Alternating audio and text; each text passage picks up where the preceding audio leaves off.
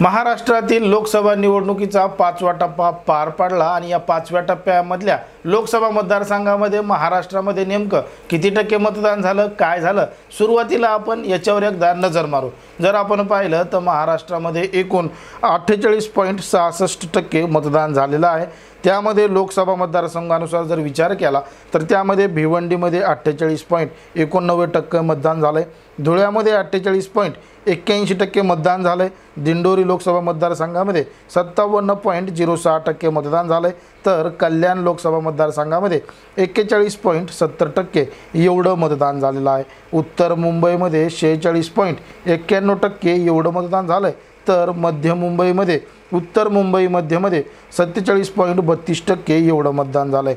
उत्तर पूर्व मुंबईमध्ये 48.67% एवढं मतदान झालं आहे, तर उत्तर पश्चिम मुंबई लोकसभा मतदारसंघामध्ये 49.79% एवढं मतदान झालं आहे। दक्षिण मुंबईमध्ये 44.22% एवढं मतदान झालं आहे, तर दक्षिण मध्य मुंबईमध्ये 48.26% एवढं मतदान झालेलं आहे। नाशिक लोकसभा मतदारसंघामध्ये 51.16% एवढं मतदान झालं आहे, तर पालघर लोकसभा मतदारसंघामध्ये 54.32% एवढं मतदान झालं आहे। ठाणे लोकसभा मतदारसंघामध्ये 45.38% एवढं मतदान झालेलं आहे। आता ही जी काही टक्केवारी आहे ही सायंकाळी 5 वाजेपर्यंतची आहे। सायंकाळी 5 वाजेपर्यंत महाराष्ट्रामध्ये सरासरी एवढं लोकसभा मतदारसंघामध्ये मतदान झालेलं आहे। आता मुंबई लोकसभा मतदारसंघामध्ये नेमकी काय परिस्थिती आहे, कशा पद्धतीने मतदान झालंय हे आपण पाहिले, पण मात्र महाराष्ट्रामध्ये मुंबईचे जे 6 लोकसभा मतदारसंघ आहेत, या 6 लोकसभा मतदारसंघामध्ये नेमकं काय होणार, कशा पद्धतीने होणार आणि या ठिकाणी नेमके जे खासदार आहेत 6 ते कोणते निवडून येणार, कारण की संपूर्ण राज्याचं लक्ष हे मुंबईकडे लागलेलं आहे। मुंबई इथं अस्तित्वाची लढाई असते। सरळ सरळ ठाकरे विरुद्ध शिंदे हे आमने सामने आहेत, काही ठिकाणी काँग्रेस विरुद्ध भाजप आमने सामने आहे। एकंदरीत जर आपण पाहिलं तर महायुतीच्या समोर महाविकास आघाडी असं सरळ सरळ आव्हान आहे। मग नेमकं मुंबई लोकसभा मतदारसंघामध्ये काय होणार आहे हेच आपण सविस्तरपणे पाहणार आहोत। सुरुवात करूया दक्षिण मुंबईपासून। दक्षिण मुंबईकडे सगळ्यांचं लक्ष लागलेलं आहे, कारण की या ठिकाणी शिवसेना शिंदे गटाकडून यामिनी जाधव ह्या लोकसभेच्या रिंगणात आहेत, तर ठाकरे गटाकडून या ठिकाणी अरविंद सावंत हे सुद्धा लोकसभेच्या निवडणुकामध्ये आहेत। तसं पाहायला गेलं तर यामिनी जाधव यांचं वर्चस्व या लोकसभा मतदारसंघामध्ये असल्याचं आपल्याला दिसतं, कारण की त्या आमदार आहेत। आमदार असून त्या आता लोकसभेची तयारी त्यांनी मोठ्या प्रमाणात केलेली आहे आणि या ठिकाणी शिंदे यांची ताकद आहे, भाजपची सुद्धा मोठी ताकद आहे आणि या ठिकाणी महाराष्ट्र नवनिर्माण सेना या पक्षाची सुद्धा ताकद आहे। एकंदरीत जर आपण पाहिलं तर महायुतीची ताकद या लोकसभा मतदारसंघामध्ये असल्याचं दिसतं, म्हणून या ठिकाणी यामिनी जाधव यांना फायदा होऊ शकतो असं सुद्धा काही राजकीय विश्लेषक सांगतात। पण मात्र या ठिकाणी अरविंद सावंत हे स्थानिक उमेदवार आहेत, त्यांची सुद्धा ताकद या लोकसभा मतदारसंघामध्ये मोठी आहे, कारण की त्यांनी शिवसेना ठाकरे गटाकडून या अगोदर कामगार सेनेचं सुद्धा काम पाहिलेलं आहे। कामगार त्यांच्या पाठीमागं मोठ्या प्रमाणात आहेत, अनेकांच्या अडीअडचणीमध्ये अरविंद सावंत हे धावून गेलेले आहेत, त्यामुळं अरविंद सावंत यांना सुद्धा मोठा फायदा या लोकसभा मतदारसंघामध्ये होऊ शकतो। आणि त्याचबरोबरीला शरद पवार गट असेल, काँग्रेस असेल, हे सुद्धा अरविंद सावंत यांच्या पाठीमागं ठामपणे भक्कमपणे उभं असल्याचं चित्र आपल्याला या लोकसभा मतदारसंघामध्ये दिसतं। पण मात्र महायुतीला लोकांनी का मतदान करावं यासाठी सुद्धा या ठिकाणी बरीच चर्चा झाली, पण मात्र जे पंतप्रधान नरेंद्र मोदी आहेत यांच्याकडे पाहून, भाजपकडे पाहून आणि शिंदे यांच्याकडे पाहून या ठिकाणी यामिनी जाधव यांना मतदान मोठ्या प्रमाणात होऊ शकतं आणि अगदी काटेकी टक्करमध्ये यामिनी जाधव या लोकसभा मतदारसंघामध्ये निघू शकतात असं सुद्धा काही जण सांगतात। दुसरा जो लोकसभा मतदारसंघ आहे तो म्हणजे दक्षिण मध्य मुंबई आहे आणि दक्षिण मध्य मुंबईमध्ये सुद्धा काटेकी टक्करच होणार आहे, कारण की या ठिकाणी राहुल शेवाळे हे निवडणुकीच्या रिंगणात आहेत महायुतीकडून, तर या ठिकाणी महाविकास आघाडीकडून अनिल देसाई हे सुद्धा आहेत। अशा पद्धतीने सरळ सरळ लढत राहुल शेवाळे अनिल देसाई या दोघांमध्ये होत असताना राहुल शेवाळे हे त्या ठिकाणचे खासदार आहेत, ते सगळ्यांच्या प्रचलित आहेत, ओळखीचे आहेत, अनेकांचे कामं त्यांनी आतापर्यंत केलेली आहेत। अडीअडचणीला धावून येतात, सर्वसामान्यांचा आवाज आहे अशी चर्चा या लोकसभा मतदारसंघामध्ये राहुल शेवाळे यांच्याबद्दल होती आणि राहुल शेवाळे यांचं नाव लोकसभा मतदारसंघासह राज्यामध्ये सुद्धा प्रसिद्ध आहे। आता त्यांचे कशामुळे प्रसिद्ध आहे काय आहे हे वेगळं सांगायची गरज नाही, पण राहुल शेवाळे हे नाव प्रत्येक व्यक्तीच्या ओळखीचं आहे लोकसभा मतदारसंघामध्ये आणि इतरत्र सुद्धा आहे। या ठिकाणी महायुतीची मोठी ताकद आहे आणि महायुतीची ताकद असल्यामुळं राहुल शेवाळे यांना मोठा फायदा होऊ शकतो। त्यांचा जनसंपर्क सुद्धा दांडगा आहे, पण मात्र या ठिकाणी महाविकास आघाडीकडून अनिल देसाई जे आहेत त्यांचं या ठिकाणी पारडं जड नसल्याचं दिसतं। ठाकरे गट त्यांच्या पाठीमागं खंबीरपणे उभा जरी असला तरी सुद्धा राष्ट्रवादी आणि काँग्रेसचे जे कार्यकर्ते आहेत ते सुद्धा त्यांच्या पाठीमागं आहेत, पण मात्र या ठिकाणी महायुतीचीच ताकद जास्त असल्याचं दिसतं आणि त्यामुळं या ठिकाणी राहुल शेवाळे यांचा विजय पुन्हा एकदा होऊ शकतो असं सुद्धा काही राजकीय विश्लेषक सांगत असतात। तिसरा जो लोकसभा मतदारसंघ आहे तो म्हणजे उत्तर मुंबई जो लोकसभा मतदारसंघ आहे, या उत्तर मुंबई लोकसभा मतदारसंघामध्ये मोठी काट्याची टक्कर होणार आहे, कारण की या ठिकाणी भाजपकडून महायुतीकडून पियुष गोयल यांच्यासारखा चेहरा देण्यात आला आहे। या अगोदर सुद्धा ते खासदार राहिले आहेत, केंद्रीय मंत्री राहिलेले आहेत, त्यांची ओळख संपूर्ण देशामध्ये आहे, तर केंद्रीय मंत्री असल्यामुळं पियुष गोयल नावाचा चेहरा मोठा असल्याचं आपल्याला या ठिकाणी दिसतं। पियुष गोयल यांना टक्कर देण्यासाठी या ठिकाणी भूषण पाटील नावाचा चेहरा महाविकास आघाडीकडून देण्यात आलेला आहे। जर आपण या लोकसभा मतदारसंघाचा विचार केला तर या लोकसभा मतदारसंघामध्ये मराठी विरुद्ध अमराठी असा वाद मोठ्या प्रमाणात चालतो। या ठिकाणी जर आपण पाहिलं तर गुजराती आणि परप्रांतीय म्हणजे जे अमराठी आहेत यांची मतदानाची टक्केवारी जास्त आहे, म्हणूनच या ठिकाणी पियुष गोयल या अगोदर सुद्धा खासदार झाले होते, लोकसभेवर गेले होते आणि केंद्रीय मंत्री सुद्धा राहिले होते। मग आता पुन्हा एकदा पियुष गोयल यांना टक्कर देण्यासाठी या ठिकाणी महाविकास आघाडीकडून भूषण पाटील नावाचा उमेदवार दिलेला आहे, पण मात्र या ठिकाणी भूषण पाटील त्या पद्धतीचे तगडे उमेदवार नाहीत, पियुष गोयल यांना आव्हान देऊ शकत नाहीत। जरी त्यांच्या पाठीमागे ठाकरे गट असला, शरद पवार गट असला किंवा काँग्रेस असला तरी सुद्धा जो मराठी मतांचा टक्का आहे तो परप्रांतीयांपेक्षा कमी आहे आणि जे मराठी मतदान आहे ते सुद्धा भाजपला एकनाथ शिंदे यांच्या गटाला पडू शकतं आणि या ठिकाणी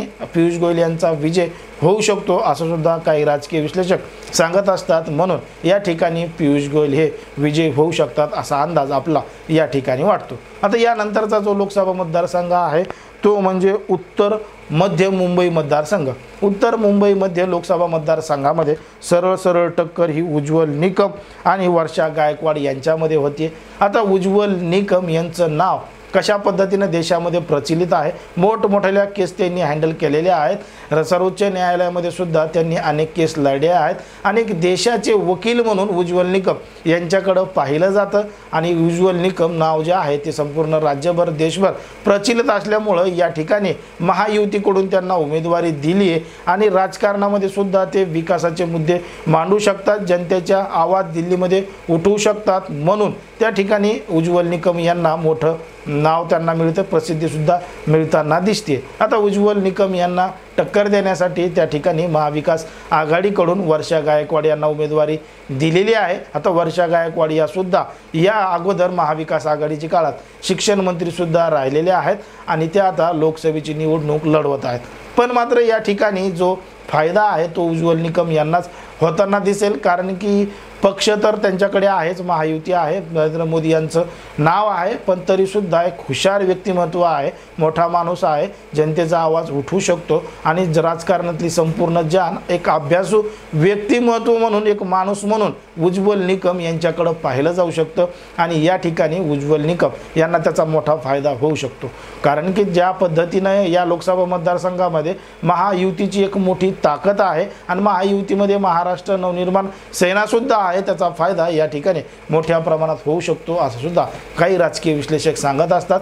म्हणून या ठिकाणी उज्ज्वल निकम हे फिक्स खासदार होऊ शकतात असं सुद्धा बऱ्याच जणांनी सांगितलेलं आहे। यानंतरचा जो लोकसभा मतदारसंघ आहे तो लोकसभा मतदारसंघ म्हणजे उत्तर पश्चिम मुंबई लोकसभा मतदारसंघ। उत्तर पश्चिम मुंबई लोकसभा मतदारसंघ जो आहे त्या लोकसभा मतदारसंघामध्ये रवींद्र वायकर वर्सेस अमोल कीर्तीकर अशी या दोघांची टक्कर या ठिकाणी होताना आपल्याला दिसते। आता या ठिकाणी महायुतीकडून जो रवींद्र वायकर आहेत हे या ठिकाणी प्रभावी असल्याचं समजतं। महायुतीची ताकद या लोकसभा मतदारसंघामध्ये मोठ्या प्रमाणात आहे आणि या ठिकाणी अमोल कीर्तीकर हे सुद्धा नौखे उमेदवार आहेत। त्यांचा चेहरा जास्त काही प्रचलित नाही, नागरिकांच्या ओळखीचा नाही। मुंबईमध्ये आधीच मतदानाची टक्केवारी कमी होती, जास्त लोक घराबाहेर पडून मतदान करत नाहीत आणि ज्या पद्धतीने टक्केवारी झाली आहे त्या पद्धतीनं या लोकसभा मतदारसंघामध्ये रवींद्र वायकर जे आहेत त्यांचं वर्चस्व या ठिकाणी असल्याचं दिसतं।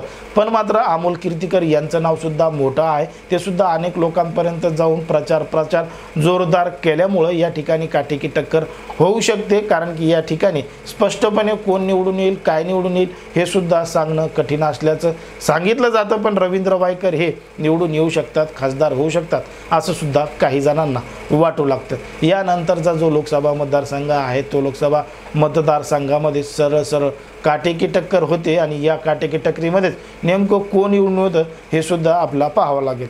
तो नंतरचा जो लोकसभा मतदारसंघ आहे तो आहे उत्तर पूर्व मुंबई लोकसभा मतदारसंघ।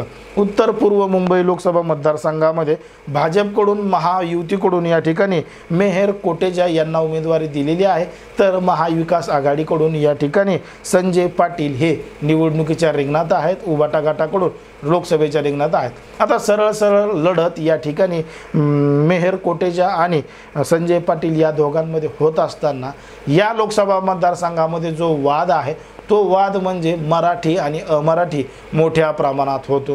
कारण की हे जे मेहर कोटेचा आहेत हे परप्रांतीय आहेत आणि या लोकसभा मतदारसंघामध्ये जे गुजराती आहेत, परप्रांतीय आहेत, म्हणजे गुजरात्यांची संख्या या लोकसभा मतदारसंघामध्ये मोठ्या प्रमाणात असल्यामुळं या ठिकाणी मराठी अमराठी असा वाद मोठ्या प्रमाणात चालतो। या अगोदर आपण असे काही प्रकरण ऐकले होते की या ठिकाणी मराठ्यांना दुय्यम दर्जाची वागणूक दिली, त्यांना घरं नाकारले, भाडं नाकारलं किंवा शटर नाकारले, असे विविध प्रश्न या ठिकाणी नेहमी चालू असतात। आणि या ठिकाणी महाराष्ट्र नवनिर्माण सेनेनं आतापर्यंत या परप्रांतीयाविरोधात आवाज उठवलेला सुद्धा आपल्याला दिसतो आणि महाराष्ट्र नवनिर्माण सेना ही सध्या महायुतीसोबत असल्यामुळं या लोकसभा मतदारसंघामध्ये सरळ जरी महायुतीसोबत असली तरी या ठिकाणचा जो वाद आहे मराठी वर्सेस अमराठी या ठिकाणी दोघांची टक्केवारी सारखीच आहे। मराठी टक्का सुद्धा तेवढाच आहे, गुजराती सुद्धा तेवढाच आहे। पण मात्र मराठी मतदान जर या ठिकाणी फुटलं नाही, भाजपच्या किंवा महायुतीच्या बाजूने गेलं नाही, तर या ठिकाणी जे संजय पाटील आहेत उबाटा गटाचे हे निवडून येऊ शकतात, खासदार होऊ शकतात। कारण की जो परप्रांतीय माणूस आहे तो जर या लोकसभा मतदारसंघामध्ये निवडून गेला तर इथल्या परप्रांतीयांची दादागिरी अजून वाढेल आणि अजून त्या ज्या पद्धतीनं त्यांची ताकद दाखवून देतील। म्हणून या ठिकाणी सरळ जो वाद आहे, विकासाचा मुद्दा आहे किंवा परप्रांतीयाचा जो वाद आहे तोच या ठिकाणी मोठ्या प्रमाणात चालत असतो। म्हणून या ठिकाणी सांगणं कठीण आहे की या लोकसभा मतदारसंघामधून कोण निवडून येईल। तर आता या लोकसभा मतदारसंघामध्ये नेमकं कोण निवडून येईल, काय निवडून येईल हे तुम्ही स्पष्टपणे कमेंटमध्ये सांगा। कारण की हे जे आपण काही सांगितलेले अंदाज आहेत, एक प्रकारे अंदाज आहेत, जे खरं गणित आहे, जे खरे निकाल आहेत ते 4 जूनला स्पष्टपणे होणार आहेत। ते चित्र आपल्याला दिसून येतं। शेवटी अंदाज असतात, चुकीचे असतात, बरोबर असतात, कधी खरे ठरतात तर कधी चुकीचे सुद्धा ठरतात। कारण की एवढ्या मोठ्या लोकसभा मतदारसंघामध्ये नेमकं काय घडलंय, कशा पद्धतीनं घडलंय आणि निवडणुकीच्या आधी कशा पद्धतीनं वारं फिरलंय हे सांगणं कठीण असतं। त्यामुळे जो संपूर्ण विश्वास आहे तो 4 जूनच्या निकालाकडेच लागलेला आहे। पण मात्र जे सध्या विश्लेषण आहेत, अंदाज आहेत ते अशा पद्धतीनं दिसतात की मुंबईमधील ज्या 6 लोकसभेच्या जागा आहेत त्या 6 पैकी 5 जागा या भाजपकडं म्हणजे महायुतीकडे जाताना दिसतात, तर उबाटा गट आणि महाविकास आघाडीकडे एक जागा आपल्याला जाताना दिसते आणि काही ठिकाणी काटेकी टक्कर सुद्धा होताना दिसते। मग या संपूर्ण याच्यावर तुम्हाला काय वाटतं हे अगदी स्पष्टपणे सविस्तरपणे कमेंटमध्ये सांगा आणि अशाच पद्धतीचे नवनवीन व्हिडिओ पाहण्यासाठी आपल्या चॅनलला लगेच सबस्क्राईब करून घ्या।